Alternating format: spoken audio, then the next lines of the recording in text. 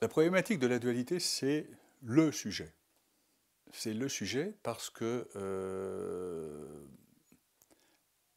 la dualité, c'est ce qui nous pose problème. Je veux dire qu'on est toujours en relation avec. On est toujours face à. Hein, je veux dire, on est, que ce soit face à quelqu'un ou face à nous dans le miroir hein, aussi. Hein. Mais souvent, les autres sont un miroir pour nous. Hein, aussi, bon, petite parenthèse. Donc, la dualité, c'est face à face, c'est souvent contre. Hein. Or, c'est un peu comme quand, par exemple, on va dire, on va s'intéresser au monde matériel, et puis on va s'intéresser à ailleurs. Hein. Bon, alors je ne parle pas du paradis et l'enfer et toutes ces choses-là, mais dans l'esprit classique de tout le monde, il y a le monde matériel dont on est, et à partir du moment où on parle de spiritualité, disent les gens ailleurs. Je vais monter, ou je vais me connecter, ou je vais... Voilà. Ça, on est déjà dans la dualité à ce niveau-là, à ce moment-là. Or, notre réalité, c'est pas la dualité. Notre réalité, c'est l'un. Je veux dire qu'à partir du moment où on n'est que de l'énergie, que tout ce qui nous entoure dans le monde matériel, ça n'est que de l'énergie. Nos habits, nos corps, nos meubles, tout ça, c'est la même énergie avec des formulations différentes. Donc, on est dedans. Et très bon exemple, nos cinq sens. Nos cinq sens qui nous permettent de vivre, de bouger dans la vie de tous les jours. La science aujourd'hui nous dit que nos cinq sens sont très limités. Votre chien, il entend les ultrasons, vous ne les entendez pas. Votre chat, il voit la nuit, vous ne voyez pas. On a les cinq sens des grands singes dont on est les descendants, hein, soyons clairs. Or, ça, c'est les perceptions sensorielles. Or, on sait par l'expérience qu'on a aussi des perceptions qui sont extrasensorielles. C'est-à-dire que dans des états de conscience modifiés, on peut percevoir des choses, on peut aller dans... Et finalement, on va dans d'autres...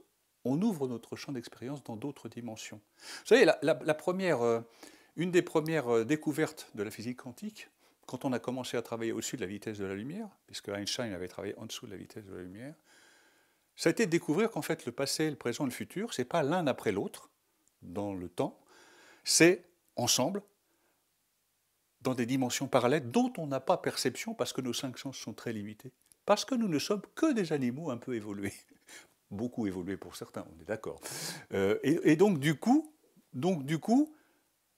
ça veut dire quoi? Ça veut dire que tout ça, c'est une seule chose, et nous, on a la perception d'une petite frange de ça, mais d'un univers qui est globalement un, en fait, et revenir à la chose essentielle qu'on est nous, c'est de sortir de la dualité. Ça n'empêche pas d'avoir des relations avec l'extérieur, c'est pas ça, hein, mais je veux dire, et de bien comprendre que nous sommes connectés en permanence. Et ce que l'on expérimente, ce que l'on nous dit dans les canalisations qu'on peut recevoir, dans les communications qu'on peut recevoir, toutes ces choses-là, c'est qu'effectivement, on a, comme on est la même énergie de tout ce qui nous entoure, on a tous les potentiels.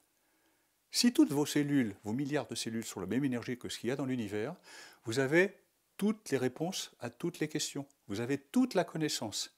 Donc vous avez tous les potentiels. Et moi, ce que j'essaie humblement à ma manière de développer ou de transmettre avec les gens qui viennent à moi, c'est d'expliquer que, ce que je disais tout à l'heure, qu'on est patron de notre trajectoire et que quelque part, de laisser émerger tous ces potentiels, ça ouvre des capacités de réalisation humaine qui vont bien au-delà de tous les concepts, de toutes les programmations, de toutes ces choses-là qui nous verrouillent, qui nous étouffent et qui mettent le couvercle sur ce qu'on est véritablement. C'est pour ça que tous les gens qui sont dans une transmission authentique passent leur temps à déprogrammer, c'est-à-dire enlever les programmations qu'on a eues tout au long de...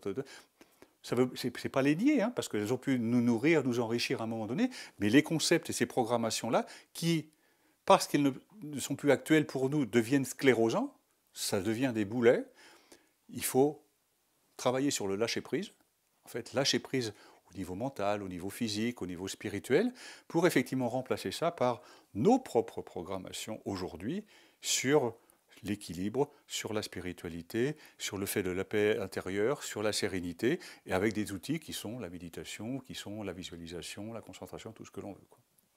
Alors, dans une certaine mesure, justement, ces programmations nous permettent d'expérimenter, puisque Bien vous sûr. disiez tout à l'heure, l'expérimentation c'est fondamental pour Bien sûr. évoluer, grandir, etc. Et à un moment donné, elles finissent par nous obscurcir.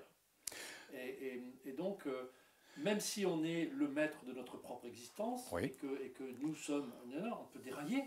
Oui, mais on peut tout à fait. Parce que quand je parle de programmation, il faut bien comprendre que nous sommes dans un système, nous sommes au cœur d'un système, et étant au cœur d'un système, on est un élément d'un système. Et effectivement, soit vous allez écouter complètement vos pulsions, vos intuitions, et faire. Mais ça, le système, lui, il n'a pas forcément besoin de ça. C'est-à-dire que le système, lui, il a besoin, dans certains cas, par exemple, que vous soyez une bonne petite fourmite bien travailleuse dans votre coin, et que vous fassiez ce qu'on vous dit, parce que ça va servir la globalité, en fait. Alors je sais bien, c'est un langage un peu subversif, hein, mais dans l'absolu, ça veut dire quoi? Ça veut dire que le système, quand je dis le système, c'est la communauté, alors je ne vais pas dire l'État, mais je veux dire c'est la globalité du système dans lequel vous vivez, qui lui, entre guillemets, va vous imposer de rentrer dans une case, de rentrer dans un rôle. Regardons autour de nous les gens. Il faut l'accepter. Regardons autour de nous les gens qui sont dans un rôle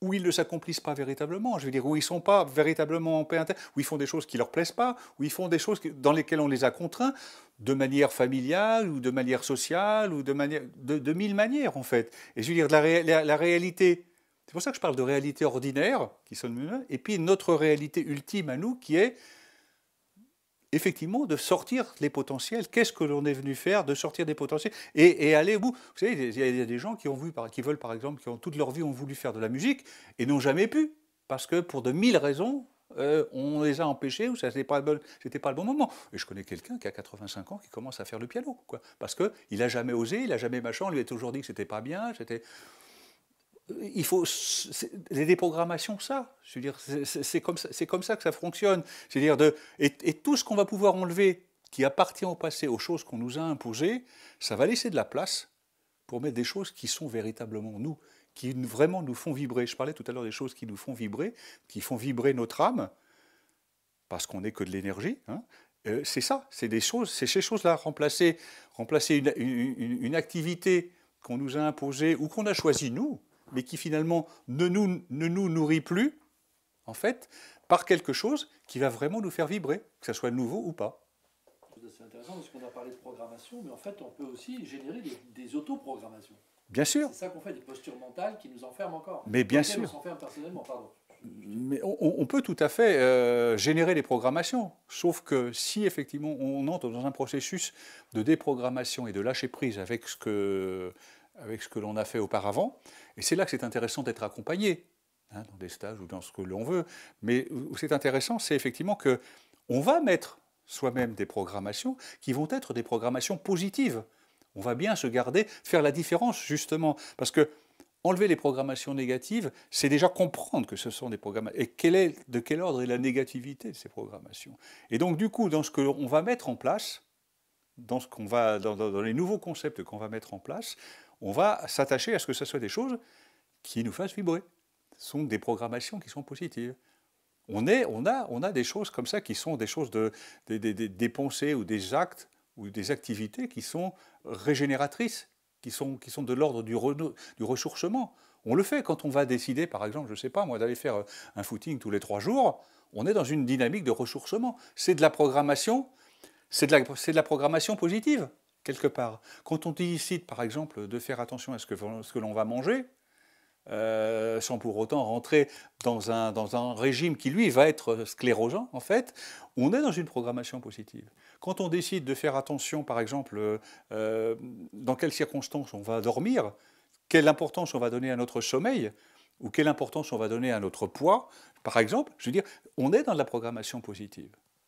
Donc ça dépend bien de nous, quoi.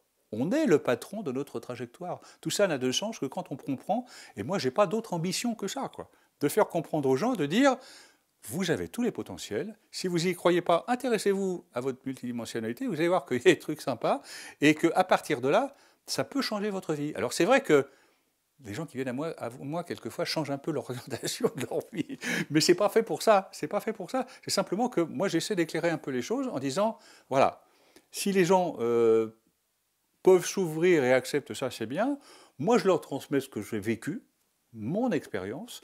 C'est pour ça qu'il y a des livres, c'est pour ça qu'il y a Filament d'éternité, c'est pour ça qu'il y a des images, des interviews, des conférences, des choses, en essayant de dire, voilà, voilà. Après, chacun en fait ce qu'il veut, quoi. Vous voyez